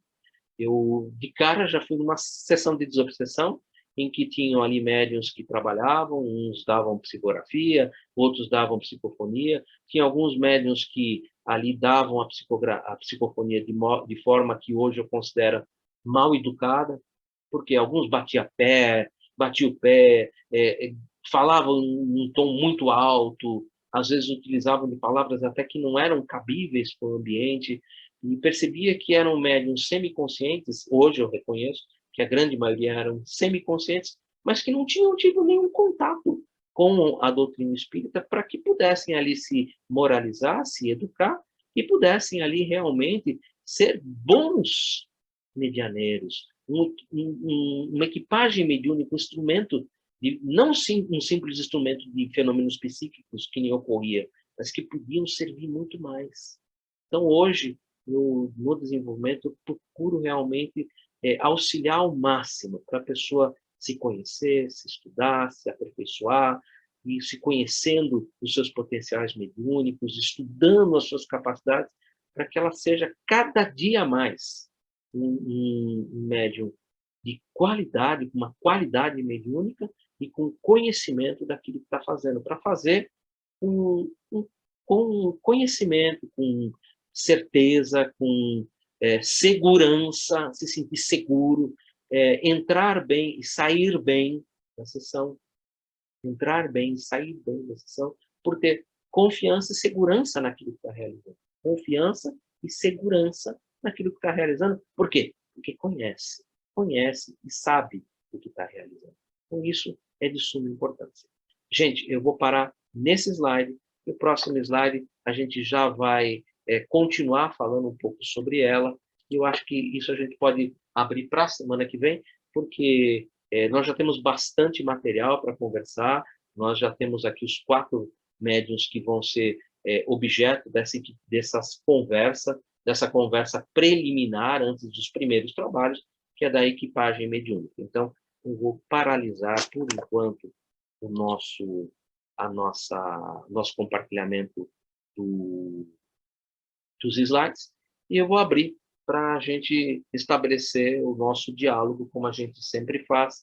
Desculpa eu ter avançado 3 minutos daquilo que normalmente eu coloco, né? Que eu normalmente paro às 9h10, são 9h13. Abro para vocês, por favor.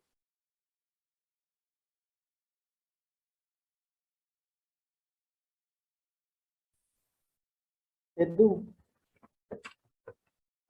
Tudo bom, Mari? tudo. Eu queria fazer um comentário a respeito desse desdobramento. Isso é uma coisa que acontece comigo há mais ou menos uns 40 anos. Só que, assim, como eu sempre falo, eu tenho conhecimento teórico, mas não tenho conhecimento prático, né?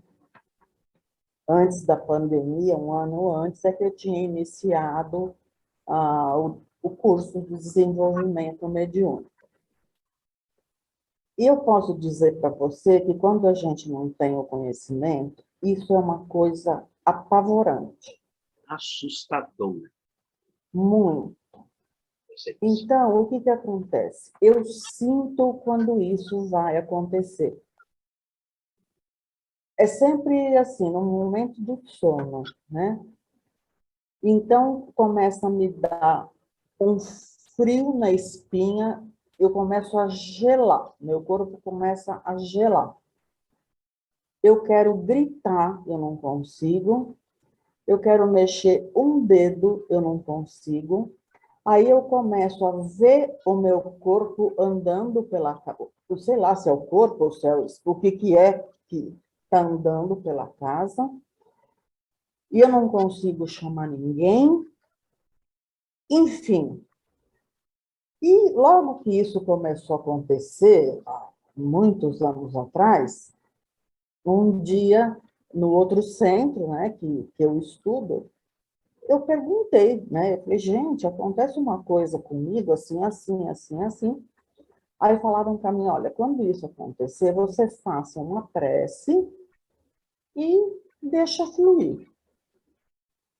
Tudo bem, eu faço a prece, só que deixar fluir, para quem não conhece, como que vai deixar fluir? Onde eu vou? Com quem eu vou? Sabe, será que eu volto? Não é assim fácil deixar fluir uma coisa que você não sabe o que vai acontecer. A primeira vez que isso aconteceu comigo, eu era recém-casada. E o Francisco estava vendo o filme na sala, eu fui dormir. Quando isso começou a acontecer, eu queria sabe quando você está, eu não sei como explicar, você está consciente, vendo, eu não, me vendo lá no quarto, eu queria gritar para o Francisco me socorrer, eu não conseguia gritar, eu não, e no final eu nem sei como eu saí dessa situação. Aí o que começou a acontecer? Eu comecei a ter medo de ir dormir. Né? Eu falei, eu vou dormir, né? E eu ficava morrendo de sono no sofá, e o Francisco falava, vai dormir na cama. Eu falava, não estou com sono, estou cochilando. Porque eu comecei a ter medo. E a semana passada isso aconteceu de novo. Quando começou a gelar minha espinha, eu falei, eu vou levantar. Porque eu fico com medo, né? Então, assim, eu não sei como desenvolver isso, sabe? Eu não sei como lidar com isso. Eu não, numa situação dessa, eu realmente não sei o que fazer. Não é reza e segura na mão de Deus e vai, não é assim. Olha, eu vou falar como eu normalmente trabalho com esse tipo de situação, tá? Quando eu tenho um médium que faz esse desdobramento, normalmente a gente, como eu falei, isso não é no início, a gente espera um tempo, porque existe toda uma teoria, que nós vamos ver essa teoria lá no capítulo 11 desse nosso livro, nos domínios da mediunidade. O fato de você estar saindo e você estar sentindo essa frio na espinha, essa desvinculação, é porque você está saindo com o teu perispírito e carregando parte do teu duplo etérico. E isso não dá para ser feito dessa maneira. O desdobramento consciente tem que ser feito como é um desdobramento, como nós fazemos a emancipação da alma quando você vai dormir, naturalmente, que você sai só com o teu perispírito e fica ali o corpo físico com o duplo etérico em cima da cama, uma boa. Só que em algumas vezes você sai e carrega consigo parte do duplo etérico. E quando você carrega parte do duplo etérico, o que acontece? Há um desequilíbrio com o aparelho físico. Porque o duplo etérico não é o corpo vital que mantém a vitalidade no corpo físico? Você não pode levar ele com você. Ele tem que ficar com o corpo físico. Lembra que quando você desencarna, o que acontece quando você desencarna? Você sai com o seu perispírito e ficam aqui na Terra o corpo físico e o duplo etérico. O corpo vital também fica. Lógico que se você desencarnou porque a idade já era uma idade avançada, tal, o que resta do fluido vital é pouco. E normalmente, se você tem amigos espirituais, se você cultivou amizades e tem gratidão, existe um complexo de gratidão, o que eles fazem? A mesma coisa que a gente viu lá no livro Obreiros da Vida Eterna, do Desencarne de Dimas. Lembram que eles iam lá e dissipavam o que sobravam do fluido vital para que não fosse vampirizado pelos irmãos que estavam ali no Campo Santo? Então, esse duplo etérico, na verdade, quando você sai com ele, é que dá essa sensação. Normalmente, quando eu tenho um médium que tem esse potencial mediúnico, a gente treina dentro da sala de desenvolvimento mediúnico. Como é que a gente faz o treinamento? Primeiro de tudo, a gente procura estabelecer mentalmente contato com os nossos guias e mentores. Olha, eu gostaria de agora fazer essa experiência aqui na sala protegida, por isso que é feita dentro do Centro Espírita, na sala de desenvolvimento. Eu gostaria de sair e fazer esse desdobramento, essa emancipação da alma aqui nesse local. E aí, com o auxílio desses irmãos, você estabelece mentalmente sintonia com eles, você sai, e quando você sai, você percebe que você está saindo, você aí se sente bem na saída, você vai se sentir como se você estivesse realmente dormindo mesmo. Por isso que ele fala nesse estado sonambúlico ou de sonambulismo. Você vai sair e você vai olhar, muitos deles olham e percebem o corpo físico, alguns descrevem até o cordão de prata, e alguns podem seguir por excursão e fazerem visitas em outros locais, sempre, né, Mari, sempre acompanhado. Não dá para fazer nada sozinho. Todas as vezes que a gente vai fazer alguma coisa sozinho, acontece o que você está descrevendo, a gente quebra a cara. Não, eu nem quero fazer sozinha, porque eu tenho medo. Como que eu vou fazer sozinha? Por isso que esse tipo de trabalho de desenvolvimento mediúnico, eu só processo dentro do centro espírita, por quê? Segurança do centro espírita. Tem a segurança. É uma sala de desenvolvimento preparada para desenvolvimento, para educação mediúnica. Então, a segurança. Primeiro, ligação com os mentores e guias da sala, do conjunto, e mentor e guia pessoal seu. Estabelecer uma ligação mental? Bom, então agora vamos nos concentrar. Concentração é obrigatória, sempre. Concentração, equilíbrio consigo mesmo, equilibra a respiração.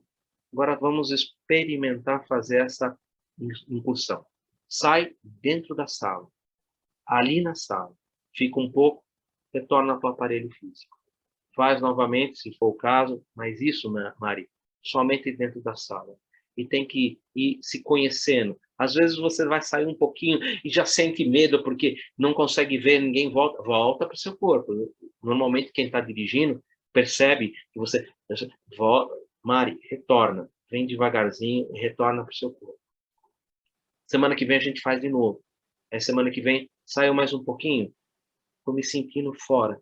Olha a sua volta, procure observar, veja se você encontra, se você vê os seus irmãos aqui.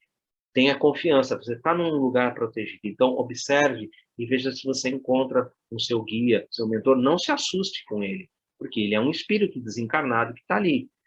Ah, eu estou sentindo, me parece que tem alguém ali. Se aproxima um pouco dele. Ah, não estou com confiança. Então, retorna para o corpo. Semana que vem a gente faz de novo. E isso é um processo que leva um tempo. Isso não é uma coisa que a gente consegue desenvolver em um mês. Isso aí, às vezes, demora 6, 7 meses para a pessoa se sentir segura dentro da sala. Me sentir segura dentro da sala. Ótimo. Mais para frente, a gente vai fazer pequenas incursões. Vamos até sua casa. E assim sucessivamente. Tá? Mas para sair, você vai ver que no capítulo 11, nós vamos ver esse mesmo irmão, ele sai sempre acompanhado. Ninguém sai sozinho. Não dá para fazer sozinho. Tudo que a gente faz sozinho, a gente quebra a cara. Sempre pede auxílio. Para isso que nós estamos no mundo, Mari, com o nosso anjo da guarda. Cada um de nós tem um. Deus não pôs nós aqui abandonados. Nós não estamos aqui órfãos e nem abandonados. Tem um espírito ali ao nosso lado para nos ajudar. E a gente pode pedir para ele esse auxílio, pode pedir auxílio para o nosso mentor, que nem sempre é o nosso anjo da guarda. Eu diria que na grande maioria não é, lógico. Tem o seu mentor, tem alguns guias, tem espíritos simpáticos que são familiares, um pai e uma mãe que na espiritualidade, na erraticidade, já se desenvolveram um pouco mais e estão ali presentes, ali no grupo, e podem ajudar aqui, ajudar ali. Então, existem essas possibilidades. Mas isso é para ser realizado realmente dentro do centro espírita. Ah, isso ocorre em casa. Normalmente, o que eu falo para a pessoa, mas eu estou em casa, às vezes eu me sinto fora. Lembra que você possui um corpo físico. Você saiu, volta vagarosamente e volta para ele. Natural. Eu não ficaria, como te falar assim, ó, reza e sai. Não, eu não faria isso. Porque o ambiente não é propício. Então, lembra, não, eu tenho um corpo físico, eu vou orar, mas eu quero retornar para o meu aparelho. E vai Eu retornando. também não faço, porque eu tenho medo, como é que eu vou fazer? Não. Então, procura retornar. Não, eu quero voltar, eu desejo voltar, e retorna. Gente, apavorante. Para quem não tem o conhecimento, é apavorante. Eu falo, e se me levam e eu não volto? Não, não, mas eu comentei isso com o Francesco na semana passada. Me levam e não me trazem de volta. E na semana passada o Francesco ele contou um caso que ele faz esse desdobramento. E eu fiquei quieto. E eu falei, puxa vida, agora eu não posso, porque como o nosso irmão aqui, ele está falando que ele vai fazer isso, e lá no capítulo 11 ele vai tratar disso, eu falei, pelo menos eu vou dar uma sapicada, estou dando um salpicão aqui. Isso vai ser melhor estudado lá no capítulo 11, tá? O Francisco faz isso? Eu não sei, ele contou semana passada, o Francesco contou que ele fez um trabalho, que ele viu as coisas fora, eu falei, ele estava em desdobramento consciente. Pelo menos foi o que eu entendi. Não, eu não faço não, porque eu tenho medo. O problema é exatamente esse aí, o medo. Enquanto você tiver medo, você não vai conseguir fazer direito. Mas a gente Conhecimento só você já pode tem, você já tem a fazer. teoria, mas Devagar. você não A aplica a teoria teoria, eu tenho, a teoria eu também tenho, mas eu preciso ter a prática. Como que eu vou me aventurar para ter a sozinha? confiança de fazer. Calma, no Não, centro sozinha espírita, com não. a ajuda das pessoas no centro espírita, você vai realizar. Com ajuda, com amparo lá, com o pessoal, você vai trabalhar com o Marco Antônio vai te ajudar, ele vai fazer da maneira como eu falei, olha, concentra, respira, agora pensa no seu anjo da guarda, pensa no seu guia, pede para eles te auxiliarem, sai um pouquinho na sala, não sai daqui, você está num ambiente seguro, vai se conhecendo. E depois você vai ampliando isso e perdendo medo, como o Francesco falou. Isso leva um tempo, não é assim. Isso leva tempo. Demora, né? Tudo tem um tempo certo, né? Tem que ir praticando com segurança, alguém acompanhando, para poder desenvolver essa habilidade, né? Porque a capacidade já existe, né? Perfeito, isso aí. Eu, quando comecei a fazer isso aí, as primeiras vezes, eu ficava apavorado, porque, de repente, você está deitado e começa a sentir o corpo fazer assim, ó, como se estivesse expandindo, expandindo. Aí aquilo começa a balançar, balançar. Aí você vai saindo, subindo, subindo. Até que chegou um momento que eu, a primeira vez, eu fui projetado no canto da parede lá, no alto, perto do teto. Fiquei assustado, né? Aí eu olhei para baixo, vi meu corpo lá na cama, escarrapachado na cama. Falei, bom, eu tô lá, né? Então, tô dentro de casa ainda. Falei, tô seguro, tô em casa. Aí voltei para o corpo de novo. Exatamente. Faz Mas esse processo sempre umas com três, amor. quatro vezes ainda eu saía, a gente saía com receio, né? Que você não tem a segurança ainda, mas depois você vai adquirindo isso. O problema está no medo. Se você sente medo, aí você não sai dali, né? Você não O sai ideal dali, é fica sempre estar apavorado. junto com algum espírito te ajudando, né? Agora, Porque se você vai administrando esse medo, vai conseguindo controlar, aí você vai vendo que não existe nada de difícil ali, nem de perigoso. Você está acompanhado, você está seguro, você vai fazendo. Aí eu fui ampliando essas evoluções, né? Fui saindo do corpo, fui subindo, saindo fora do prédio, a gente vai vendo tudo lá embaixo, a todo o habilitação bairro, é a vai primeira subindo, fase.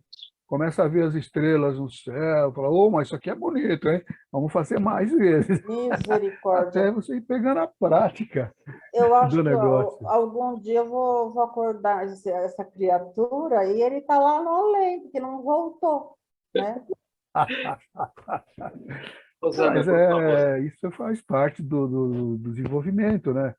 A gente, como você falou, tem que haver um expositor, um instrutor para poder disciplinar isso aí, né? Disciplinar. Devagar, Como nós devagar. vimos nesse capítulo aí, foi dedicado inteiramente à disciplina e aos estudos do médium, que é justamente para ele ter como é que se fala? Esse comportamento disciplinado, seguro, né? Sem medo, para ele poder reconhecer os fenômenos, poder administrar esses fenômenos e não se deixar levar por aqueles espíritos que são de baixas vibrações, né?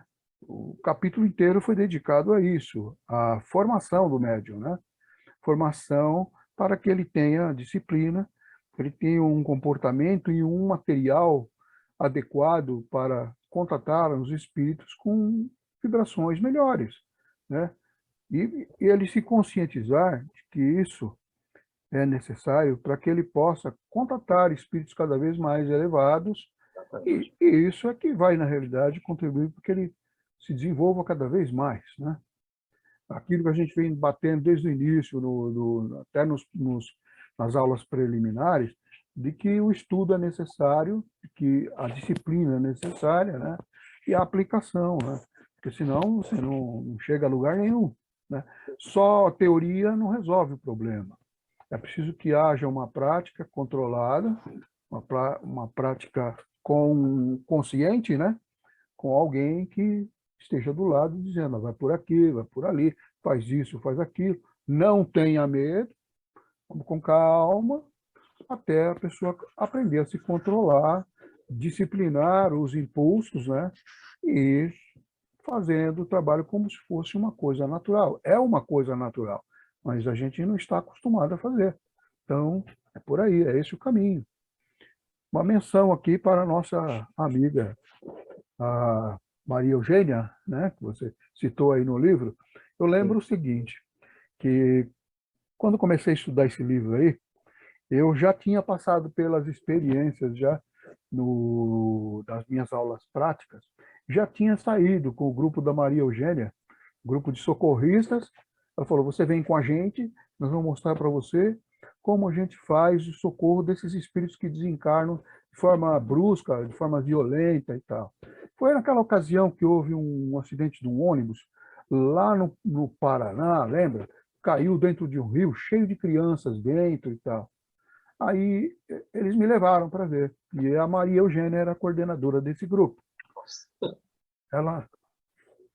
Eu não sabia nada da Maria Eugênia, eu não conhecia. Ela se apresentou e falou, olha, sou Maria Eugênia, sou eu que coordeno este grupo de espíritos que vêm aqui na sala trabalhar com vocês e tal, e eu queria que você fosse com a gente para você ver como que a gente trabalha, como a gente traz esses pacientes para cá e tal. Eu falei, quero ver, né? Claro que eu quero.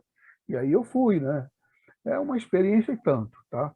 Porque é o seguinte, você vê os espíritos desencarnando, saindo do corpo, né? Foi o caso, e ela resgatando essas crianças em estado de choque, já fora do corpo, e essas crianças nem tendo a consciência de que desencarnaram, né? É um trabalho difícil, um trabalho duro mesmo, porque você tem que convencer aquela criança de que ela já não está mais no corpo dela, que ela não está mais viva. Então, um trabalho assim de base muito forte mesmo. E a paciência deles em fazer isso, envolver as crianças e adormecê-las, colocar nas macas, remover do lugar. É um trabalho como se fosse um resgate aqui na Terra. É igualzinho. Vem a ambulância, encosta, vem os paramédicos, todos eles vão pegando as crianças, vão conversando, fazendo contato, vão adormecendo as crianças, colocando nas macas, levando para as ambulâncias e já vão despachando, já vai subindo. Então, eu fiquei, né? E agora, né? Como é que é isso, né? Quer dizer, são experiências interessantes. Chocante foi ver, naquele mesmo lugar, aconteceu um acidente de carro, e esse carro colidir com a ponte, e a pessoa morrer ali na hora. Assim, o espírito saltar do corpo, sair andando e achando que não tinha desencarnado.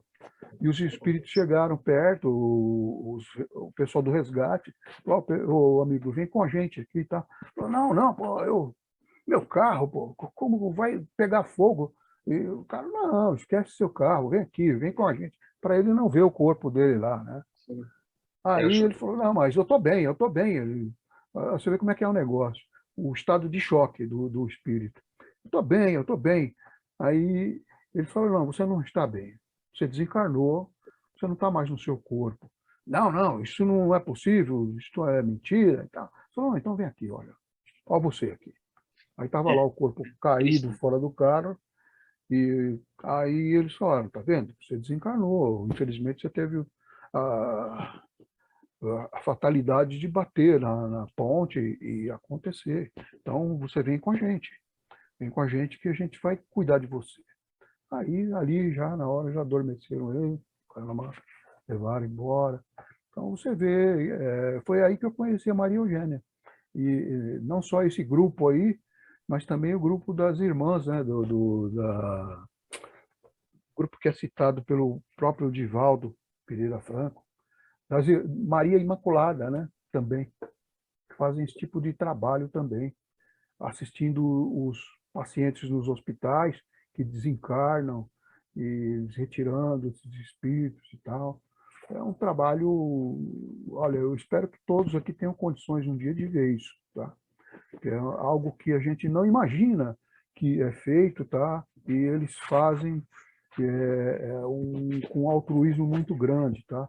com um respeito muito grande pelos espíritos que desencarnam, caminhando essas pessoas, fazendo todo o acompanhamento e levando para os hospitais, né? Impressionante. Que mais que eu queria? Eu fiz um monte de anotações, apesar de eu, meia hora não estar no ar, eu já tinha lido a apostila, né? Tinha dado uma lida e tinha feito algumas anotações.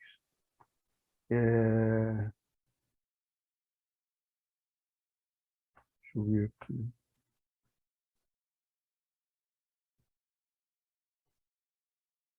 Assim, das entidades com baixa vibração, né? Que foi falado aí no final, né? Já que o médium, esse nosso amigo aí, né? O médium que você apresentou para nós, o último aí, né? Que tem o sonambulismo, né? Sim. E que ele larga o corpo, né? E sai completamente alheio à situação, né? Que isso acontece porque justamente por falta dessa orientação que nós falamos agora, né? Da disciplina, né?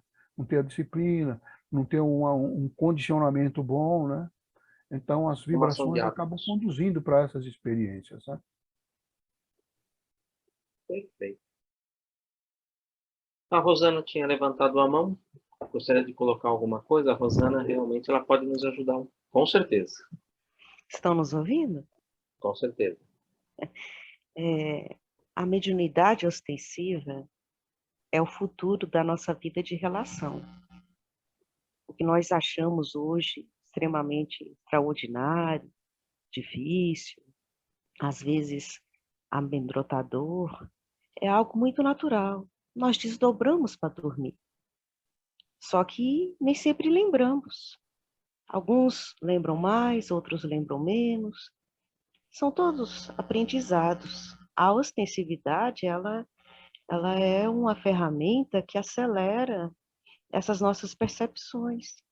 E que no começo realmente são mais difíceis. Nós estamos em mediúnica desde 94 e já vimos desdobramentos de todos os tipos, trabalhando com a Falange de Maria, ou os que trabalham nos resgates dos que estão no processo de autocídio, nos que já vimos desdobramentos de todas as formas, que vão em regiões que foram, vamos dizer assim, desfeitas, e que o líder é trazido por essa pessoa que está em desdobramento, e a equipe, e depois de muito exercício, depois de muito estudo, e entender esse processo, o médium vai vivendo com naturalidade, como bebe um copo com água, como toma um banho, como vai dormir, naturalmente. Então, assim, é aos poucos, os que hoje sentem essas dificuldades, são ensaios, são treinos, porque a vida de relação, ela é nesse nível, quando nós estamos fora do corpo físico, apenas não nos lembramos. Quanto mais vamos evoluindo, mais vamos tendo consciência de tudo isso. E ver as estrelas é algo natural, tanto faz com os olhos materiais como com os olhos do espírito. Vai depender do nosso estágio, de como nós nos comportamos para a nossa consciência desperta ou não. É isso que a gente queria acrescentar. Rosana, obrigado por compartilhar conosco. Muito importante isso. Bom, alguém gostaria de colocar mais alguma coisa? Esse tema que eu hoje abri um pouquinho, né, ele vai ser objeto ainda de estudo profundo no capítulo 11 do livro Nos Domínios da Mediunidade. Então, não se preocupem, isso ainda vai ser objeto de estudo, e não só no campo do nosso irmão ali no desdobramento, mas também no campo da espiritualidade, da erraticidade. Ali André Luiz e o nosso irmão Hilário vão fazer diversas perguntas, vão tirar muitas dúvidas nossas aqui e vão ali realmente esmiuçar esse trabalho. E como a Rosana falou, né, esse nosso irmão, por exemplo, ele vai usar uma equipagem mediúnica. ele vai utilizar lá, vou só antecipar esse pedacinho, lá no capítulo 11, para ele poder sair da sala e não sentir medo, vão colocar nele como se fazem no cavalo, né? Vão colocar uma canga nele e ele só vai enxergar para frente, ele não vai enxergar nada nas laterais. Vão colocar uma equipagem mediúnica que ele vai sair e ele só vê para frente. É um equipamento que vão colocar nele, mas exatamente por quê? Porque ele ainda, como a gente viu, ele ainda está se desenvolvendo.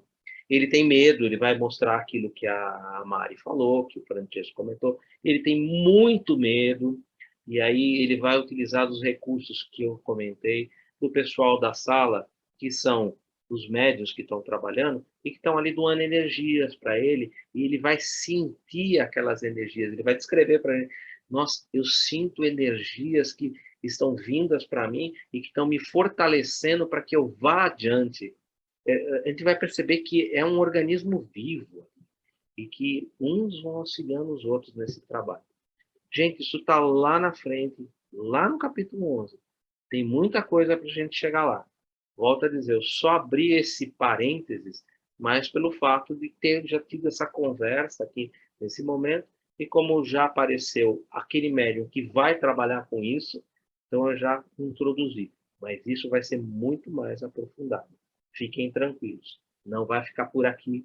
Tem muito mais coisa, tem muito mais arcabouço de informações que vão ser muito úteis para a gente. Fiquem com certeza que não vai ficar por isso mesmo. Esse capítulo ainda tem uma quantidade grande de informações que vão ali tratar da equipagem mediúnica, vão ainda falar, principalmente da nossa irmã Celina. Alguns aspectos importantes ainda que faltaram ressaltar da nossa irmã Celina, do trabalho que ela vai desenvolver. E na semana que vem, eu tenho, acho que, quase que absoluta certeza que a gente encerra o capítulo 3. E aí, realmente, nós vamos iniciar os 15 casos que vão ser atendidos dentro desse nosso grupo de trabalhadores, dentro dessa nossa equipe mediúnica de trabalho. E aí é o que nós vamos trazer a teoria, que vai nos auxiliar lá quando nós estivermos lá no centro, no desenvolvimento, na nossa parte teórica, que é normalmente ali rápida, 20, 25 minutos, e depois na nossa parte prática, no nosso conhecimento, porque nós já vamos ter aqui tudo que acontece, tanto no meio físico, na equipe mediúnica de trabalho, quanto na erraticidade, que André Luiz e nosso irmão Hilário vão nos apresentar. Então, isso vai realmente ajudar muito na gente, quando a gente estiver lá no desenvolvimento mediúnico. E para nós que somos ali os orientadores, também vamos ali ajudando vocês, lembrando, olha, lembra, a gente estudou isso lá com o nosso irmão fulano de tal. Isso acontece assim, e isso vai ajudando, vai construindo a ideia, né? E a gente vai com certeza alcançar bons objetivos.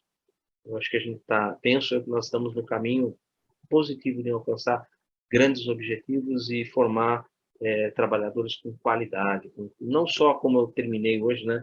Não só como instrumentos de manifestação, mas como o órgão vivo do trabalho que aprende, que se desenvolve, que está cada vez mais presente para servir e para auxiliar o próximo. Alguém gostaria de colocar mais alguma coisa? Senão eu vou encerrar por hoje. Algum outro comentário? Gente, pessoal, sai realmente, né? Depois que a gente termina, isso é natural, é livre, né? Esse comentário é livre. Eu agradeço a todos vocês que ficaram até o final, porque é esse comentário que ajuda a gente a ir construindo as nossas ideias, né? Tem algumas coisas que foram colocadas aqui no chat, eu vi algumas delas passando, né? Deixa eu ver se tem alguma coisa. Por isso, no início da pandemia, alguns centros espíritas não queriam que seus trabalhadores fizessem reuniões ou trabalhos online. Claro, pelo desconhecimento, reuniões mediúnicas, coisa nova até então, e também por não ter uma coisa tão simples. Sim, em casa a gente realmente fala, não é ideal, existe o centro para isso. Passamos mesmo por alguns estágios equívocos convenientes, acomodações, até despertar, testemunhar, se sacrificar e se render. A Márcia, muito boa colocação. Disciplina, estudo e conhece-se a ti mesmo, o autoconhecimento é tudo. E boa noite para todos, gratidão, agradeço a todos vocês. Bom, passo a palavra para vocês. Quem poderia fazer para nós o encerramento de hoje? Semana que vem a gente continua o capítulo 3 e acredito que a gente deva encerrar o capítulo 3. Essa semana eu já vou ver se eu já coloco o PDF do capítulo 4, que vai ser feito pelo nosso irmão Roberto, e como ele é médico, na área médica, dá para a gente perguntar bastante coisa, principalmente porque isso ele vai poder explicar para a gente de uma boa. Então, eu já tenho uma meia dúzia de perguntas que eu reservei para ele. Não vai provocando, hein, Eduardo, pelo amor de Deus. Então, tem aí da semana que vem. Gente, quem pode fazer encerramento para nós?